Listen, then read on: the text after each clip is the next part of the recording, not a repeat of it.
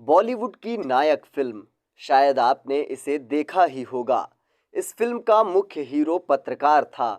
फिर ऐसा होता है कि उसे एक दिन के लिए मुख्यमंत्री बनने का मौका मिलता है। फिर वो छा जाता है। ये तो एक फिल्म की कहानी थी, लेकिन रियल लाइफ में एक फिल्म में एक्टिंग करने वाला एक शख्स सच में अपने देश का सबसे बड़ा नेता बन जाता है। वो एक दिन राष्ट्रपति बनता है और एक्टर से राष्ट्रपति बने, अब उसी शख्स की चर्चा पूरी दुनिया में की जा रही है। नाम है वोलोदिमीर जेलेंस्की। जेलेंस्की की वे यूक्रेन के राष्ट्रपति के रूप में पहली बार एक टीवी शो में दिखे थे।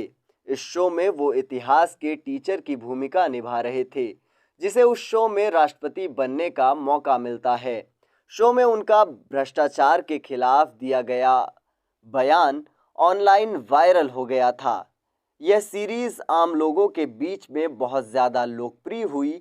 इसके बाद अप्रैल 2019 में वो सचमुच यूक्रेन के राष्ट्रपति बन गए। 44 वर्षीय जेलेंस्की को राष्ट्रपति बनने के बाद से अब तक कई संकटों का सामना करना पड़ा है।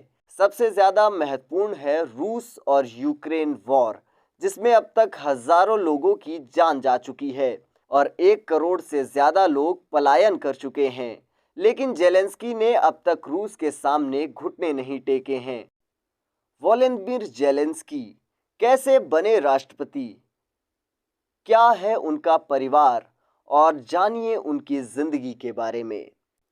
वोलोदिमीर जेलेंस्की का जन्म 25 फरवरी 1978 को सोवियत संघ के क्रिवरीह शहर के यहूदी परिवार में हुआ था।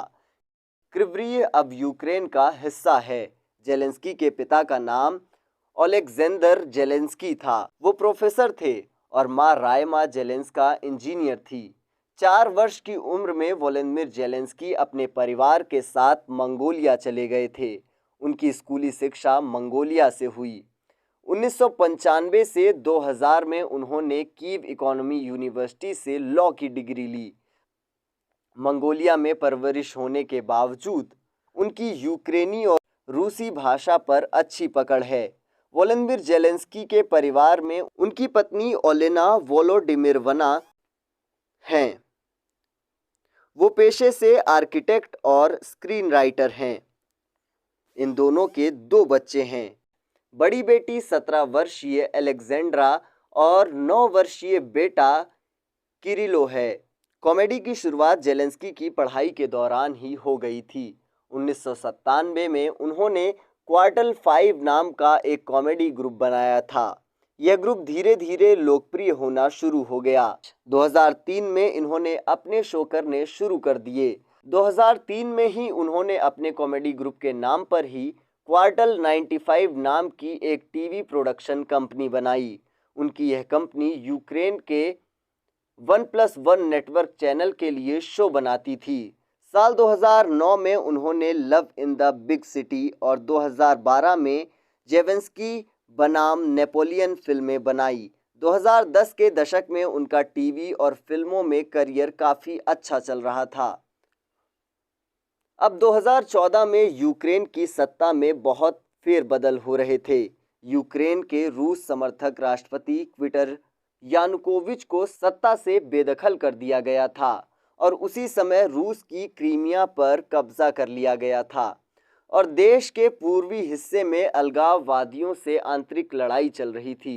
2014 में ही 1+1 नेटवर्क पर सर्वेंट ऑफ द पीपल की सीरीज प्रदर्शित होना शुरू हो गई थी।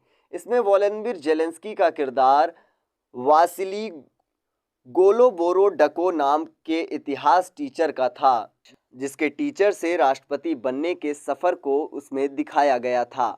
इसी से प्रेरित होकर जेलेंस्की का रुझान राजनीति की तरफ बढ़ा। जेलेंस्की का राजनीतिक सफ़र बड़े ही नाटकीय ढंग से शुरू हुआ।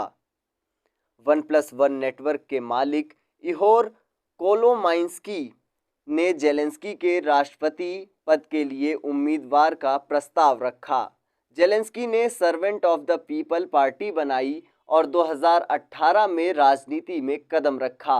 उन्हें राजनीति का कोई अनुभव नहीं था, लेकिन उन्होंने राष्ट्रपति चुनाव में अपने प्रतिद्वंदी उम्मीदवार पेत्रो पोरोशेंको को हरा दिया। वोलोदिमीर जेलेंस्की को 73.2% मत हासिल हुए और मई 2019 में उन्होंने यूक्रेन के राष्ट्रपति के रूप में शपथ ली। जेलेंस्की का राजनीति में अनुभव न होना उनकी ताकत बन गई। राजनीति से निराश जनता के बीच वे आशा की किरण बनकर आए। वोलोदिमीर जेलेंस्की ने राष्ट्रपति बनने के बाद पूर्व में 2014 में जारी गृहयुद्ध को समाप्त करने की पूरी कोशिश की है। इस युद्ध में लगभग 14,000 से भी ज़्यादा लोगों की जानें अब तक जा चुकी हैं। इसके लिए उन्होंने रूस से बातचीत कर समझौते के प्रयास किए, कैदियों की अदला बदली की, लेकिन यह समझौता कभी भी पूरी तरह से कामयाब नहीं हो पाया। इसे मिन्स्क समझौता भी कहा जाता है। बाद में पूर्वी यूक्रेन के अलगाववादी नियंत्रित इलाके के नागरिकों को पुतिन ने रूस का पासपोर्ट देने की घोषणा की। इससे यूक्रेन और रूस के संबंधों में कड़वाहट आ गई।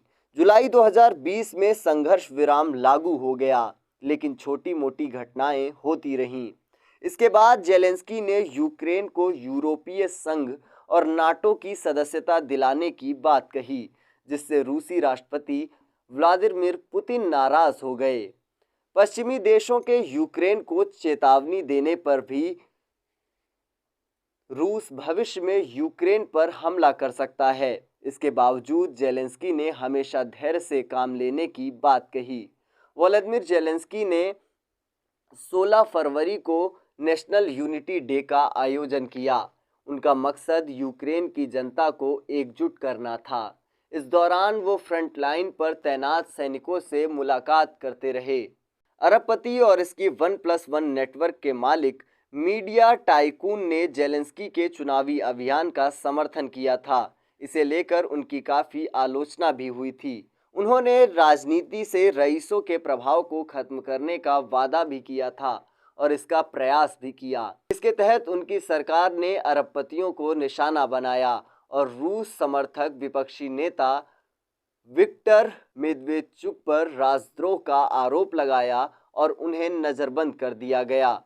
जेलेंस्की के कहने पर यूक्रेन में एक कानून लागू किया गया, जिसमें रईसों को परिभाषित कर उन्हें राजनीतिक दलों को चंदा देने पर रोक लगाई गई। वोलोदिमीर जेलेंस्की का नाम अक्टूबर 2021 में पेंडोरा पेपर्स में भी आया था। पेंडोरा पेपर्स में दुनिया भर के अमीर और रसूख वाले लोगों के छुपे हुए धन की जानकारी थी। पेंडोरा पेपर्स के जरिए पता चला कि जेलेंस्की और उनके आसपास के लोग विदेशों में फैली कंपनियों के नेटवर्क से जुड़े हैं और फ़ायदा उठा रहे हैं। लेकिन जेलेंस्की ने इन सभी आरोपों को खारिज करते हुए कहा कि वह अपनी कंपनी क्वार्टल 95 या इससे जुड़े किसी भी व्यक्ति का इससे कोई लेना देना नहीं है।